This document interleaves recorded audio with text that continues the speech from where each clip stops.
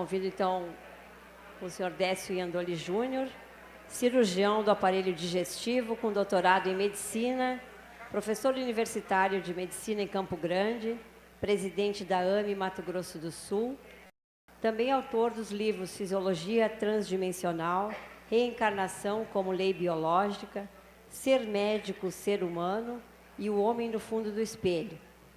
É também apresentador do programa Ciência e Espiritualidade da TV Mundo Maior, emissora televisiva das Casas André Luiz, e professor do curso de pós-graduação em Saúde e Espiritualidade. Ele aborda o tema Os Desafios na Vivência do Evangelho. Boa tarde. Vou fazer uma ação profilática, todo mundo dando uma levantada aí para alongar.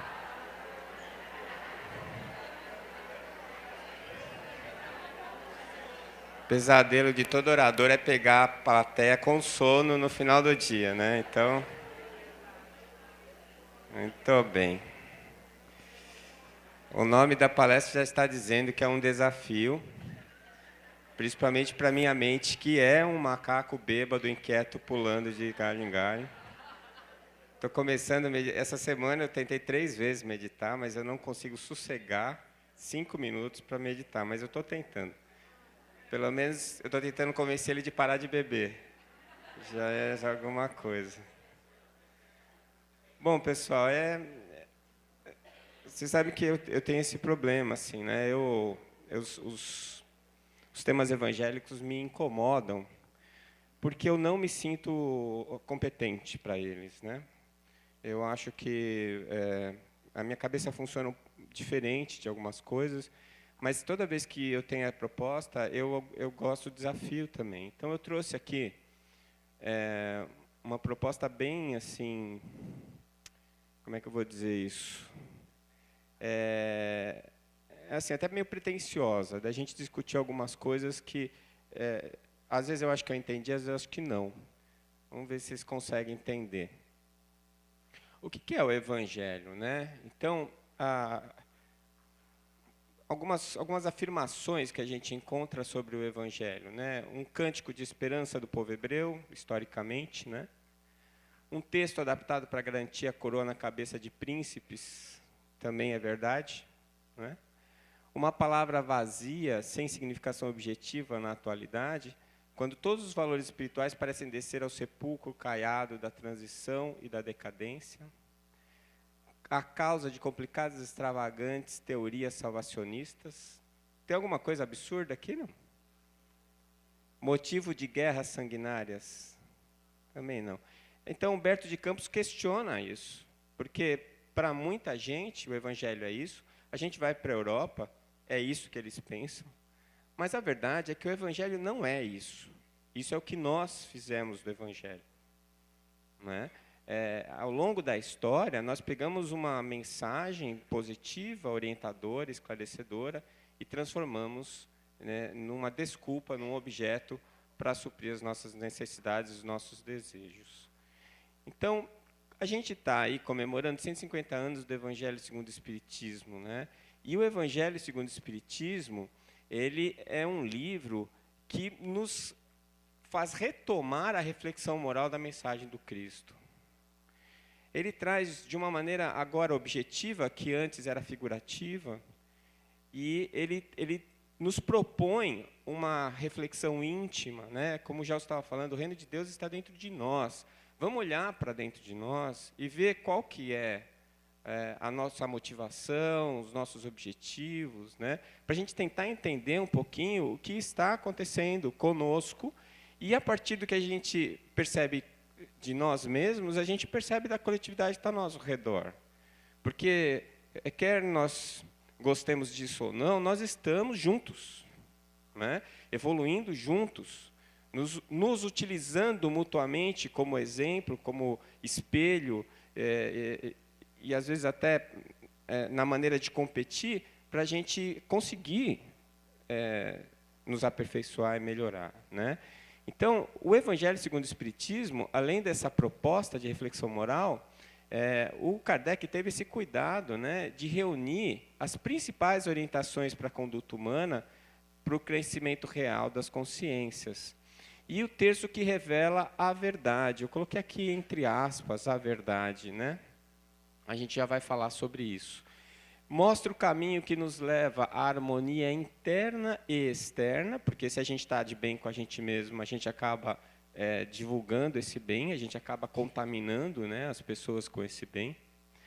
E não há aqui no Evangelho segundo o Espiritismo posturas dúbias, nem a aceitação daquele que se tornou dogmático ou questionável, que é o grande problema da religião. Então, se a gente for pegar a palavra religião, que tem a origem etimológica de religare, de se religar à causa, à origem, então é o que hoje a gente usa como conceito de espiritualidade. Mas a palavra religião, ela acabou se associando aos grupos, né, que se associaram com algum tipo de doutrina e que utilizaram as regras para as pessoas que quisessem fazer parte desse grupo. E essas regras são os dogmas, que não podem ser discutidos. Então, se você não aceita aquilo, você tem que sair do grupo, né? E isso acabou gerando tudo aquilo que Humberto de Campos colocou inicialmente, que são a deturpação da religião. E é outra coisa que a gente percebe claramente no continente europeu. Eles não têm raiva de Deus, eles têm raiva da religião, porque eles sofreram com isso, né? Então, o que que Kardec trouxe para a gente é isso, né? Um texto que procura se livrar dessas questões dogmáticas, né? Outro dia eu estava numa das aulas da Liga Acadêmica de Saúde e Espiritualidade na Federal, que não é uma liga espírita, é uma liga espiritualista, e alguém falou assim que que a reencarnação era um dogma espírita. Eu quase convulsionei na hora, eu não podia falar nada, deixei ficar quieto, né? Porque primeiro que a encarnação não é um dogma, é uma lei biológica. E segundo que não tem dogma no espiritismo, né?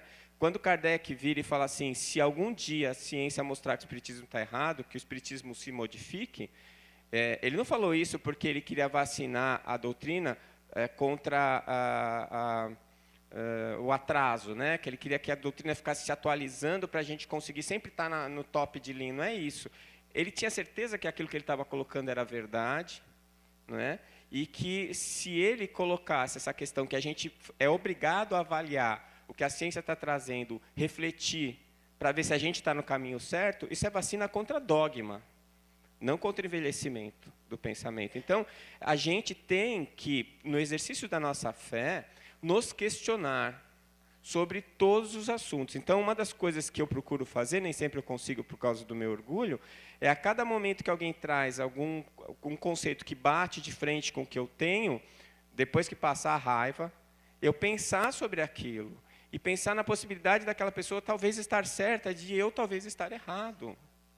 E todas as vezes que eu faço isso, eu fortaleço a minha fé.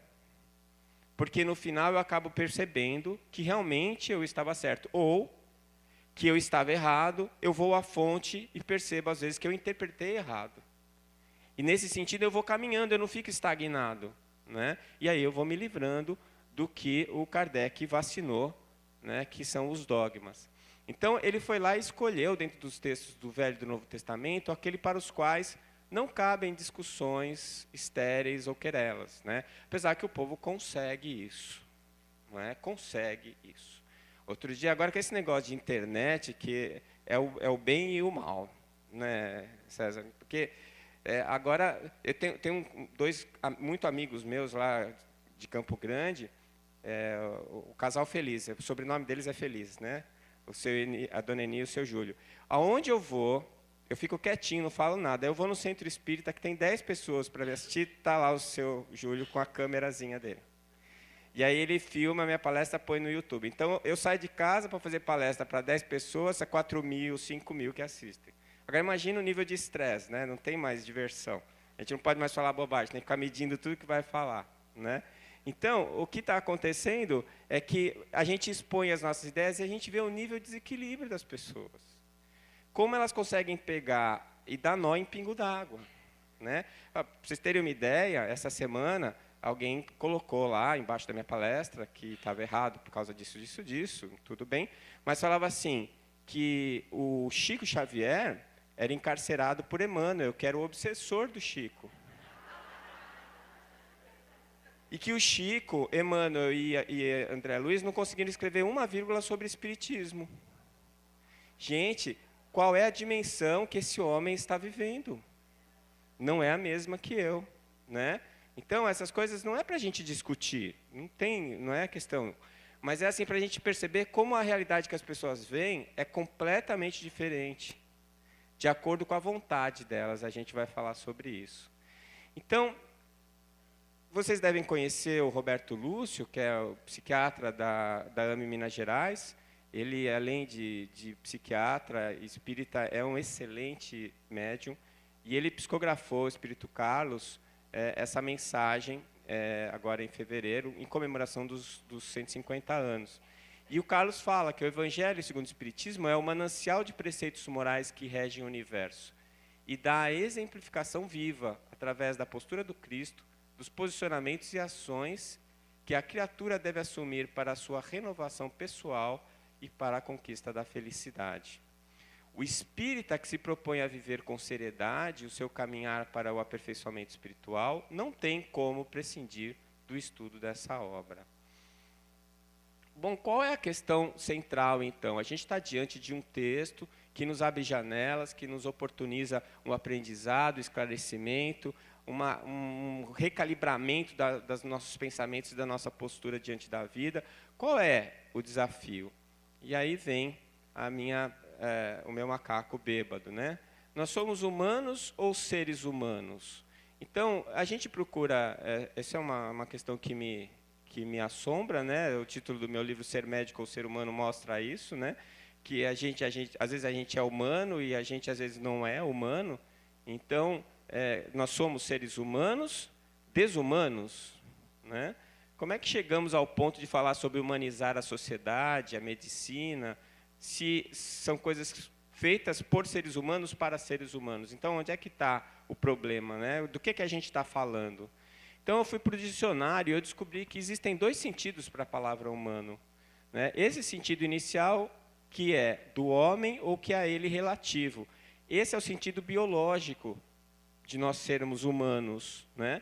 E o ser humano é a única espécie animal de primata bípede do gênero Homo, que ainda está viva.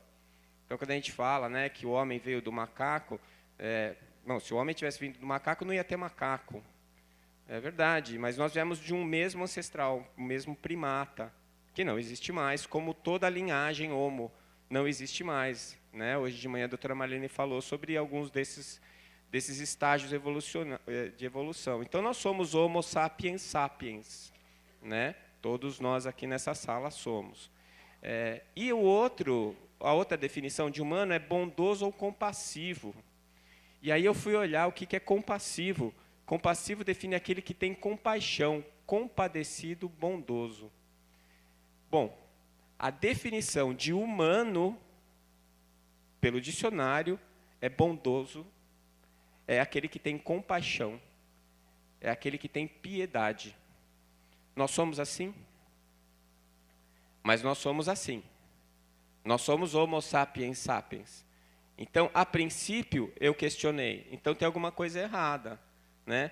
Porque se humanizar é tornar compreensivo, bondoso, sociável, né? Será que a palavra que está no dicionário é otimista demais para descrever o humano como bondoso ou compassivo?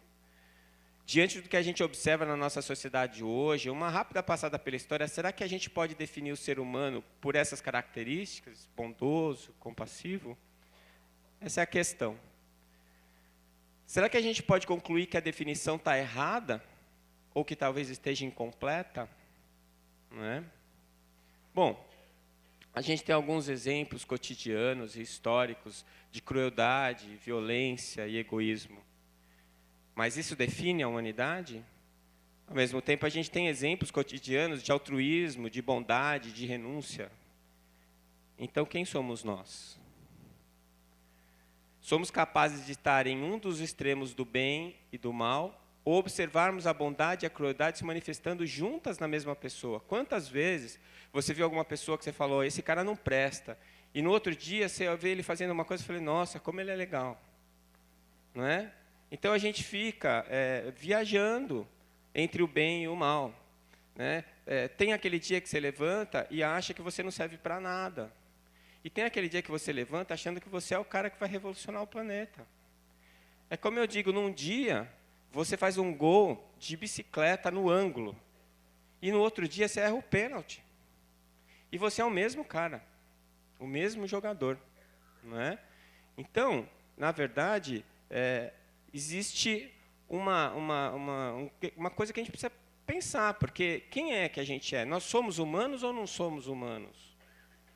O Edgar Morin, que é um filósofo contemporâneo, ele diz no seu livro A Humanidade da Humanidade, né? O livro é bem sugestivo, que a desumanidade é uma característica profundamente humana.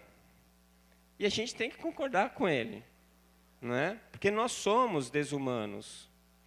E esse filósofo espanhol, Ortega y Gasset, ele tem essa frase que, quando eu li, depois de 30 segundos que eu meditei sobre ela, eu achei que ela revelava toda a verdade sobre a humanidade. Porque ele diz que o homem compõe-se do que ele tem e do que lhe falta. Não é? Você é composto pelo que te falta? Será?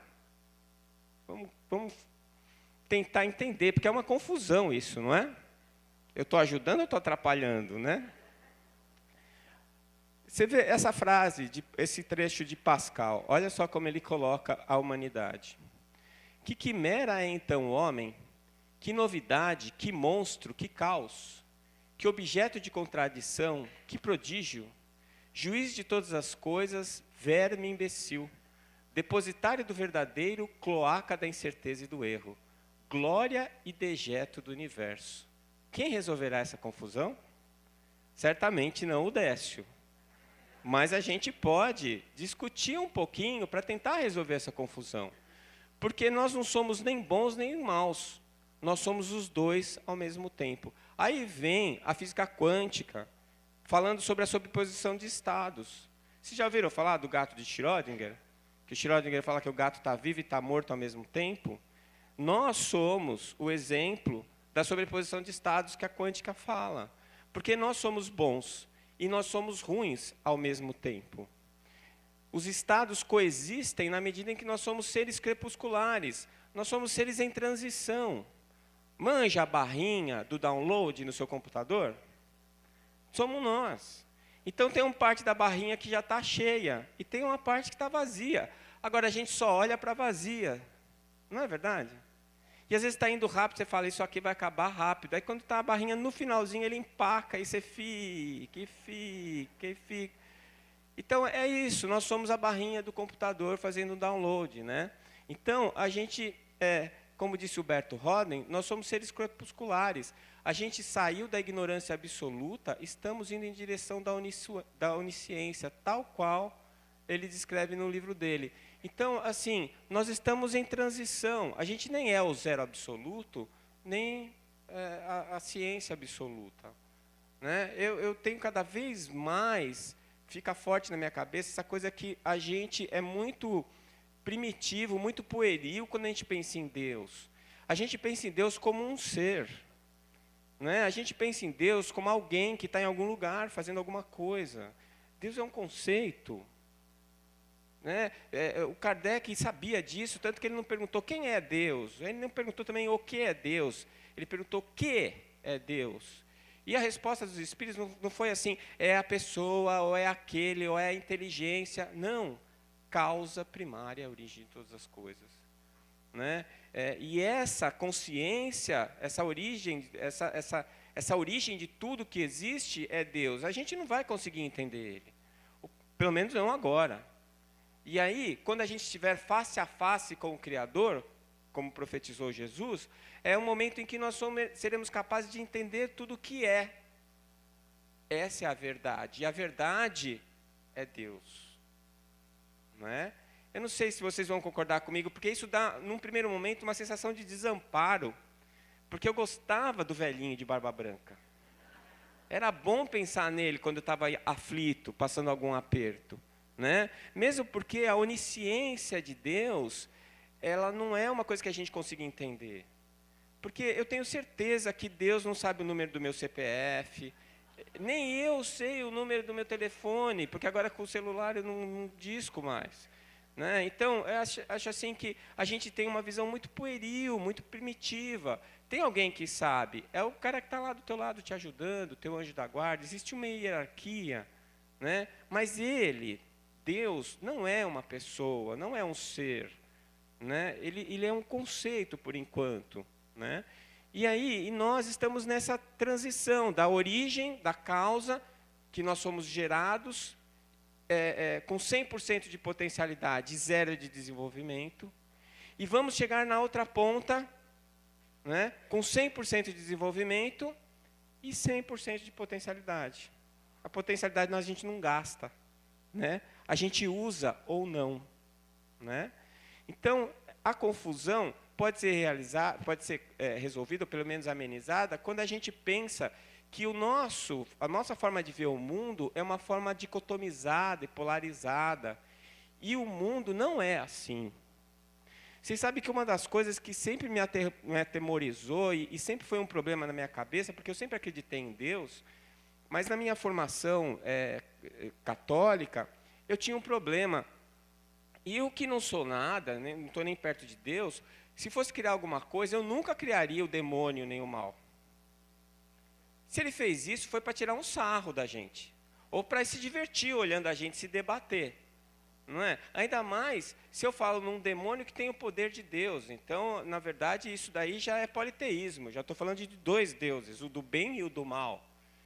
E, por incrível que pareça, a gente é signatário dessa tradição judaico-cristã, do Deus que pune, que é um Deus que tem virtudes e defeitos humanos, é o Deus antropomórfico.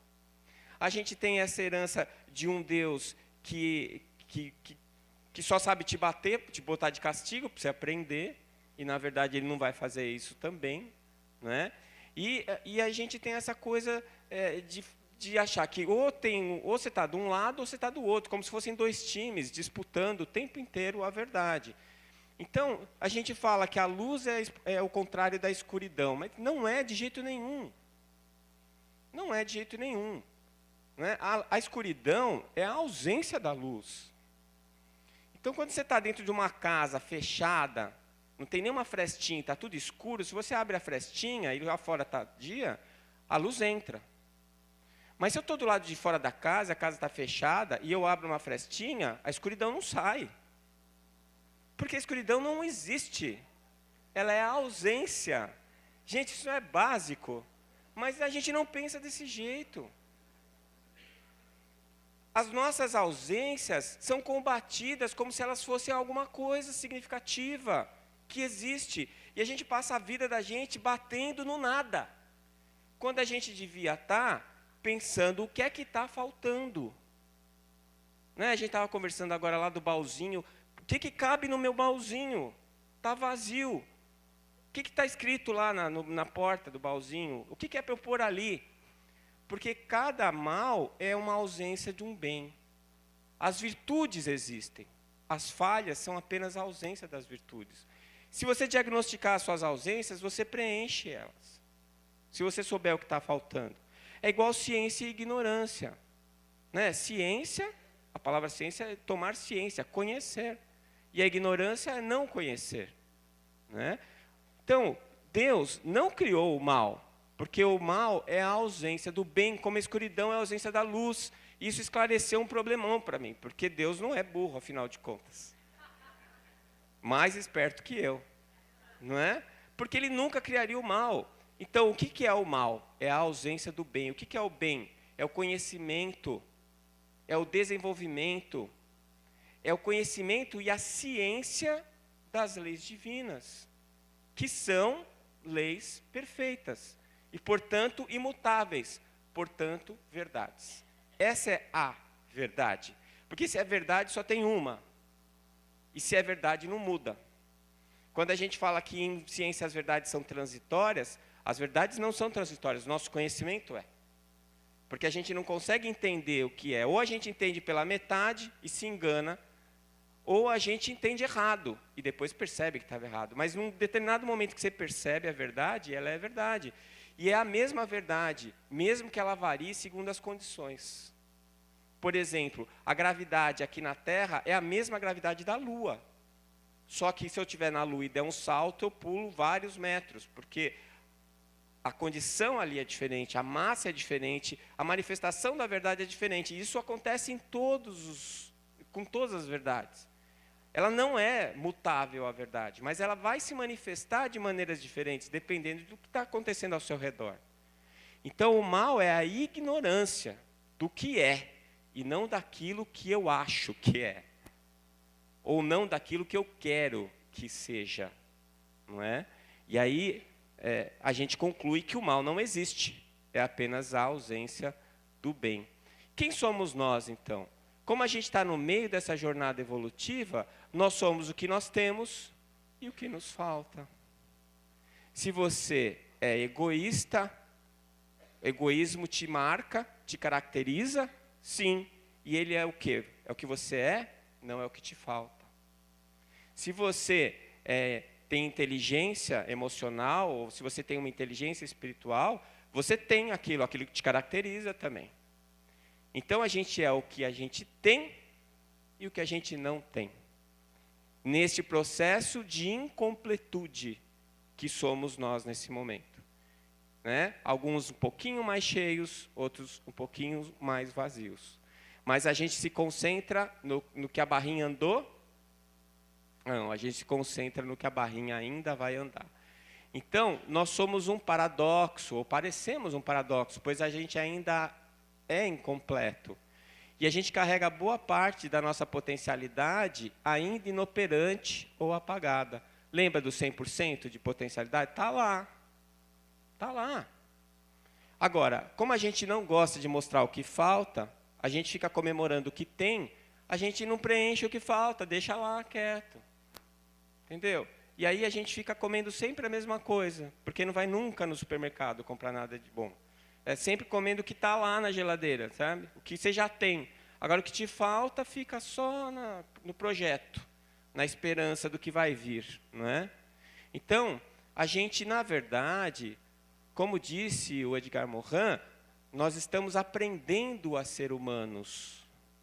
Na medida em que nós estamos aprendendo a preencher as nossas lacunas.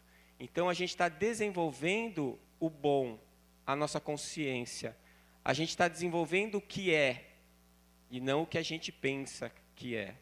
Né? Então, vivemos um severo descompasso entre o ser e o ter, o conhecer e o saber. Né? O Gelson falou isso aqui agora. Então, quantas e quantas pessoas que trocam a felicidade pela alegria? Porque a matéria traz alegria. A alegria é rápida, fugaz e passa. E quando passa, você quer mais. Agora, a felicidade é conquistada. E você pode ser feliz e estar triste. Mas você continua feliz. Porque você não regride o que você conquistou. É igual a tua fé. A fé que cresce dentro da razão e da lógica, que é testada por você o tempo inteiro, pela sua consciência refletida, ela nunca vai regredir. Você sempre vai ter ela. É que normalmente a gente acha que a gente tem mais do que a gente tem. E aí quando a vida prova a gente descobre o que falta. E não o que a gente tem. Então a gente precisa ensinar a humanidade, sim. Tanto que Jesus veio fazer isso e mandou tantos outros para fazer e ainda estão fazendo isso. Né? Então estamos desconfortáveis com essa nossa identidade humana, esse complexo do bom e do mal coexistindo na nossa estrutura psíquica. E isso é rejeitado pela nossa essência. Por quê? Porque a gente é bom. Porque a gente é o que existe, a gente não é o que não existe. Nesse momento, a gente se manifesta pelo que a gente tem e o que a gente não tem. Mas a nossa essência, e é isso que eu acho que Jesus quis dizer quando ele falou que nós somos criados à imagem e semelhança de Deus. Porque nós temos o 100% de potencialidade. O problema é que nós estamos numa parte da nossa evolução que a gente já tem consciência de um monte de coisa. E a gente já se percebe incompleto. A gente se percebe, às vezes, paradoxal. Então, no dia que eu faço o gol, no ângulo, eu fico todo orgulhoso de mim mesmo. Mas no dia que eu perco o pênalti, eu não me perdoo. Porque eu não consigo aceitar que eu estou errando ainda. Que eu estou falhando ainda. Então, eu faço essa pesquisa no Centro Espírita, vou fazer aqui. Quem é perfeito, levanta a mão. Então, tem o que acha que é perfeito e não levanta a mão porque ele é humilde. E o humilde não pode levantar a mão, né? Então tá. Então, se você sabe que você não é perfeito, você tem essa consciência, se você sabe que você é incompleto, você sabe que você vai errar. Não é? E é o erro que te ensina, porque a gente aprende por tentativa e erro. Então, por que quando você erra, você não se perdoa? Por que quando você erra, você tem tanta dificuldade de se perdoar, que você arranja alguém para transferir a culpa do que você fez? A gente vai terceirizando as nossas responsabilidades, as nossas culpas para todo mundo que está ao nosso redor. E se não tiver ninguém, a culpa é do governo. Sempre está lá para servir, não é verdade? Então, se for psicanalista, é a mãe a culpada, não é?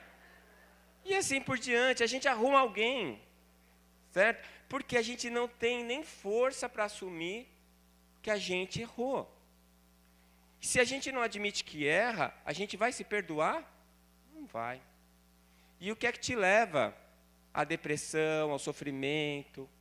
Não é a dor, é a ausência do perdão. Né? A gente se culpa, se martiriza, e aí vai precisar do perdão para se curar. Né? Porque a gente não aceita que nós somos seres incompletos. Né? Agora, se eu tenho esse medo todo de errar, é porque eu sei que o certo é acertar. Eu sei que o bom é o que eu quero para mim. Então, a minha essência é boa, mesmo que eu erre. Então, na verdade, nós somos bons. Não é que nós somos ruins, é que a gente está incompleto. De novo, não existe o mal. Essa é a manifestação do mal em mim. É a manifestação da sua ignorância. Porque o mal é ignorância, é ausência de ciência, de consciência. Não é? Eu não sei, isso foi libertador para mim, quando eu pensei nisso. Não sei se está sendo para vocês. Não é? Porque mesmo quando eu estou sendo mal, eu só estou mostrando a minha dificuldade, a minha primitividade. Eu não estou manifestando a minha essência ou meu instinto mal. Não existe instinto mal. Existe a ausência da consciência do caminho do bem. Não é? Então, nós estamos incompletos, mas nós somos bons, porque afinal o mal não existe. E não passa da escuridão, que é afastada com o mais tímido fósforo que acenda o esclarecimento. Aqui, acho que foi o Sérgio que falou isso hoje de manhã. Né? Vamos riscar os nossos fósforos. Não é? E aí a luz da consciência, não é? Espanta, afasta a escuridão. Então, se eu quero combater a escuridão, o que eu tenho que fazer? Promover a luz. Se eu quero combater a ignorância, tenho que promover o conhecimento, a educação. Não é? E é isso que a gente faz? Não, não é isso que a gente faz. Né? Precisamos apenas acender a luz das nossas almas pelo desenvolvimento das nossas consciências. E é por isso que a gente precisa estudar, tomar ciência. Né? Eu adoro o Arthur Schopenhauer, né? Eu comecei a ler algumas coisas dele, e ele tem esse trabalho que eu sempre cito, ele fala do mundo como vontade, como representação. E é uma coisa bem complexa, mas eu vou tentar resumir, que é o seguinte, ele fala que a verdade, a minha verdade, é uma verdade entre aspas. É a representação que eu faço do que eu vejo. E essa representação, ela se manifesta pelo meu desejo. Então, o que eu vejo como real é aquilo que eu quero que seja, e não aquilo que é. O exemplo típico é o do jogo de futebol. Você está assistindo futebol e, olha, eu procuro ser o mais imparcial possível. Né? E eu estou aprendendo muito com o meu time. Aliás, eu agradeço todos os dias, eu sou palmeirense. Então, eu estou evoluindo muito. Estou aprendendo a humildade, resignação, resiliência, coping, tudo. Né? E se você está assistindo um jogo de futebol, mesmo que você esteja no campo, no mesmo lugar do outro, que é do outro time, né?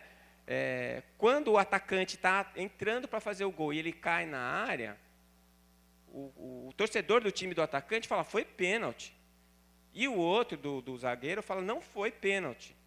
E se você for colocar os dois na máquina, no polígrafo, lá, os dois vão estar falando a verdade. Porque cada um viu o que quer ver. É assim com a vida da gente. Quando você está diante de alguém, quando você discute com alguém, é sempre você que está certo. No trânsito, quantas vezes você errou no trânsito nos últimos 20 anos? Nenhuma. Ninguém sabe dirigir, nem em Porto Alegre, nem em São Paulo, Campo Grande, ninguém sabe dirigir.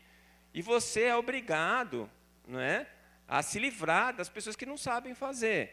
Então, e a cada situação que a gente vivencia, o que a gente observa como realidade, e é o que é real para a gente, não é o que é real de verdade, não é a realidade per se, é a sua realidade. E Schopenhauer fala isso, que o mundo é a vontade e a representação. O mundo é, para mim, aquilo que eu represento como realidade, de acordo com o meu desejo, de acordo com a minha vontade. Eu acho isso genial, não é? Então, a gente utiliza o desejo para preencher a lacuna da nossa incompletude. O que eu não sei, a parte da verdade que eu não conheço, eu substituo pelo meu desejo.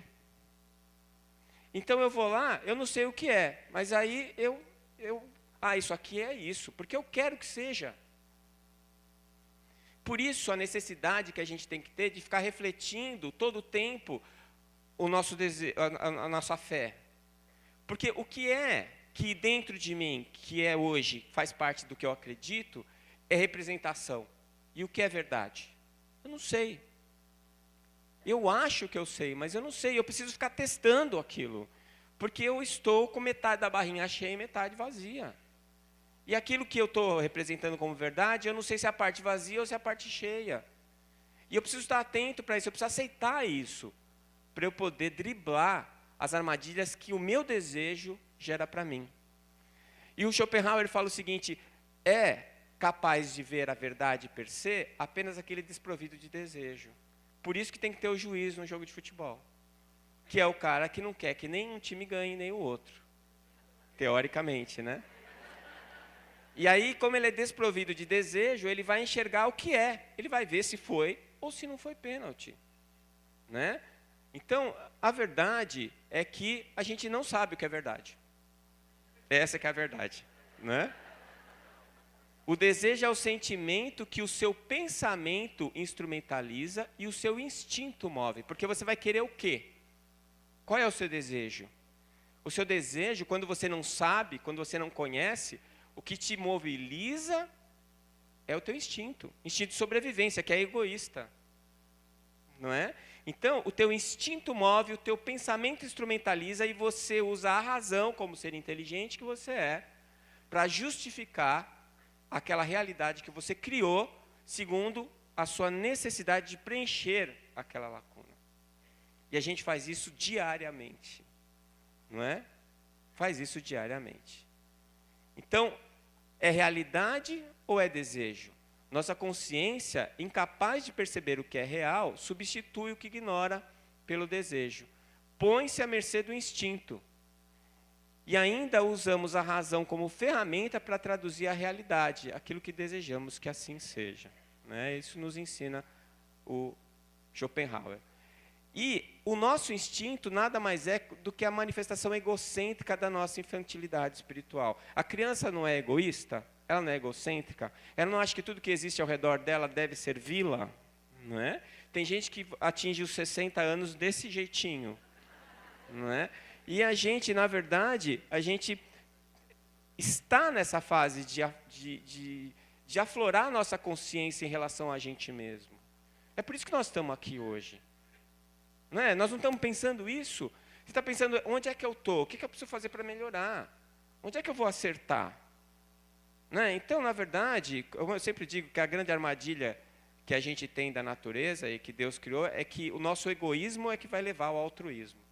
Porque você vem aqui, a gente estava comentando sobre isso, você vem aqui para se sacrificar pelo próximo, você vem aqui porque você acha que o mundo precisa das suas ideias, do seu pensamento. Não, você vem aqui para tentar arrumar um lugar lá, um lote lá no nosso lar. Quem sabe umas prestaçõezinhas antecipadas. Você quer dar um jeito de você livrar a sua cara. Não é verdade? Eu falei, o Décio, nossa, ele sai da casa dele no final de semana para vir fazer palestra. Eu gosto. Eu preciso disso. Eu acho legal, não estou fazendo sacrifício nenhum. Você vai para o centro, você vai trabalhar, ou você vai de mau humor, então é porque você está querendo fazer um negócio com Deus, mas você não está querendo pagar o preço. Ou você já percebeu que aquilo é gostoso, é bom, e que vai estimular as áreas cerebrais do prazer, e que você vai se sentir bem fazendo aquilo. O Sérgio Mal mostrou isso.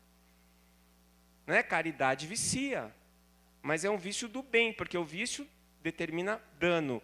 E no caso, não tem dano. Mas é isso, nós estamos atrás do bem-estar nosso. Só que quando a gente descobre que fazer o bem-estar traz bem-estar para a gente, isso eu vou falar amanhã, aí a gente começa a fazer o bem. Mas é por egoísmo mesmo. Né? Na verdade é isso. Você quer livrar a sua cara. Com Deus, com o demônio, seja lá em que você acredite. Então nós não percebemos o que é, mas a gente percebe o que a gente quer que seja. As nossas opiniões são passionais. A não ser que a gente estude e tome ciência do que é. Porque a partir do momento que você viu a realidade per se, a partir do momento que você conseguiu percebê-la, e para você fazer isso você tem que deixar o seu desejo de lado, então você consegue ver o que é, e a partir daí as suas reações passam a ser ordenadas pela realidade. E aí que eu entendi aquela expressão que nós temos que ter olhos de ver. Né? Você enxerga, mas não vê. Você olha, mas não vê. Não é? Porque você está cheio de desejos. E você está cheio de desejos porque você está cheio de ausências, de vazios que precisam ser preenchidos. Não é? Então, as conclusões que a gente pode tirar, que os desejos preenchem nossa ignorância. Por isso, não vemos o que é, mas o que nós queremos que seja. Temos que trocar o desejo pelo saber, pois o saber amplia a consciência, e a consciência nos faz ver o que é, e não mais o que nós queremos que seja. É por isso que o Espírito de Verdade vem e nos recomenda: espíritas, amai-vos. Este é o primeiro ensinamento. Mas instruí-vos. Esse é o segundo. Ele podia ter falado o contrário. Instruí-vos, porque se você se instruir, você vai perceber que você não tem outra alternativa a não ser amar. Né? Você vê que eu estou tão metido que eu estou até corrigindo o Espírito de Verdade. Né? É tudo uma questão de pensamento, né? Quais são os desafios para a vivência do Evangelho, afinal? Né? Que é o tema da palestra. Eu acho que o desafio é instruir-se. Instruir-se mesmo. Não é você tentar pegar a ideia do outro e usar como se fosse sua. É você pegar as informações que você tem e construir a sua realidade. Perceber o que para você é verdade. Testar isso no seu coração, na sua mente, na sua razão, e fazer isso o tempo todo com tudo que aparecer na sua frente. Buscar o conhecimento para desenvolver a sabedoria, porque conhecimento não é sabedoria. Sabedoria é você saber usar o seu conhecimento. Não adianta nada você ter os instrumentos e não saber como usá-los. E isso vai fazer com que você subjugue os seus instintos. Porque na medida em que você sabe o que é, você não usa mais o desejo. Né? Você passa a agir de acordo com o que é. Né? E os desejos ficam subjugados. Ler o Evangelho, estudá-lo, compreendê-lo. Lutar contra o mal que existe em você e no mundo, isso é produtivo? Porque o mal não existe. Eu vou gastar meu tempo lutando contra algo que não existe? Será que eu estou usando a minha energia na direção certa? Será que quando eu estou indo atrás de alguma coisa que eu vejo errada na sociedade, será que em vez de eu sair brigando com o que está errado, será que eu não tenho que promover o certo? E o certo vai suprimir o errado, porque o errado não existe, ele é a ausência do certo? A gente não pensa desse jeito. Não é? Eu fico lutando o tempo inteiro contra os meus problemas, as minhas os meus defeitos. Mas quantas vezes eu parei para pensar, esse defeito que eu tenho é falta de qual virtude? E atrás do que eu tenho que ir? Não é? Como é que nós vamos lutar contra o que não existe? Então a gente está gastando energia para combater ou esconder o mal que existe em nós. Esse é o problema. Porque o que não funciona em mim, eu escondo. Eu guardo na mochilinha, lá nas costas. E para eu saber que eu tenho, eu preciso tirar a mochilinha das costas, abrir e olhar. Agora, todo mundo que está com você, fala para você, olha, tem esse aí na sua mochilinha. E você fica bravo. Fica com raiva. Não é? Então, eu tenho um mecanismo que eu tenho usado para mim, às vezes funciona. Que é assim, quando alguém fala algum defeito meu, e eu fico triste, é porque é mentira. Mas eu fico triste, porque eu falo, poxa, como é que aquela pessoa viu isso em mim? Agora, quando ela fala alguma coisa e eu fico com raiva, é verdade. Quanto mais raiva eu tenho, mais na mosca ela acertou. E aí, o que você tem que fazer? Xingar ela um monte, brigar e nunca mais olhar na cara dela. É o que a gente faz. Né? Mas o que você tem que fazer? Deixa a raiva passar, a poeira baixar. E aí vai olhar porque está certo. A gente consegue olhar o cisco no olho dos outros e não vê a trave no nosso. Não é? Porque a gente é especialista em esconder o que nos falta. O foco da nossa atenção tem sido eliminar ao invés de desenvolver. A nossa atitude destrutiva. Só que a gente quer destruir o que não existe. E esquece de desenvolver o que existe. Aquilo que nós não temos. O desafio é trabalhar o que nos falta. Se você fizer isso sem conflito, é aquilo que a gente estava falando. Você errou, percebeu que errou, aprendeu a lição, toca o barco. Vamos em frente. Com conflito, é quando você se sente culpado, se martiriza e fica, eu não presto para nada, a minha vida é uma droga, eu nunca vou chegar lá. E aí o que acontece? Você só fica sentado e chorando, e você não vai para frente, você não progride, você não faz nada nem por você, nem pelas pessoas que estão ao seu redor. Então, se culpa serve para alguma coisa, é para te avisar que você errou. E na medida em que você percebeu o erro, descarta a culpa, descarta o erro, reforma a tua cabeça, aprende com a lição e toca o barco. Se você tivesse matado, torturado, tivesse feito um monte de coisa errada, e num belo dia você tem a visão de Jesus na sua frente, o que é que você faria? Você se sentiria muito culpado, ia para o umbral, ficar uns 2000 anos lá. É o que eu faria. Paulo de Tarso ajoelha e pergunta, Senhor, o que queres que eu faça?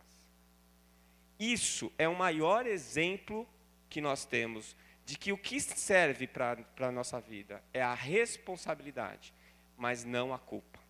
Perceber que errou e tentar corrigir o seu erro.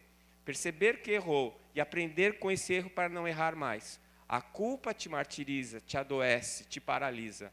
E é isso que a gente tem que evitar. De qualquer jeito, você vai crescer. De qualquer jeito, você vai andar. De qualquer jeito, você vai aprender. Mas tem com dor ou sem dor. Eu prefiro sem dor.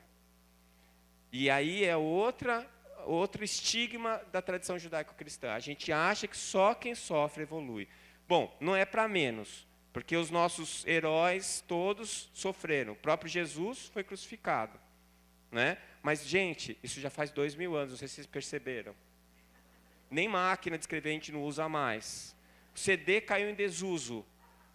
Tá, nós estamos indo para frente, pessoal.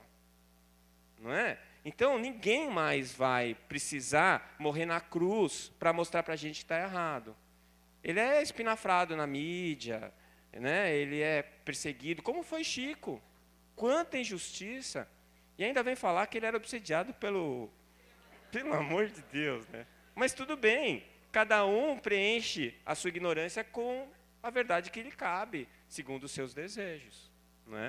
Então, a gente vai trocando a culpa pela responsabilidade e com isso a gente vai evoluindo, aprendendo e crescendo.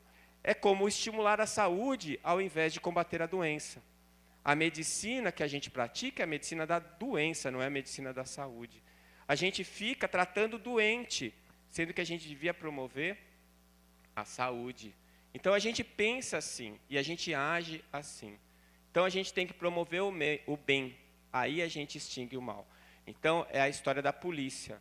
Polícia é necessária? É. Mas ela faz alguma coisa contra a violência? Ela multiplica. Porque eu combato violência com violência.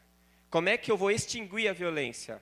Com escola, com conhecimento, com educação, com esclarecimento. Porque aí eu vou estar preenchendo o mal, que é a ausência do bem.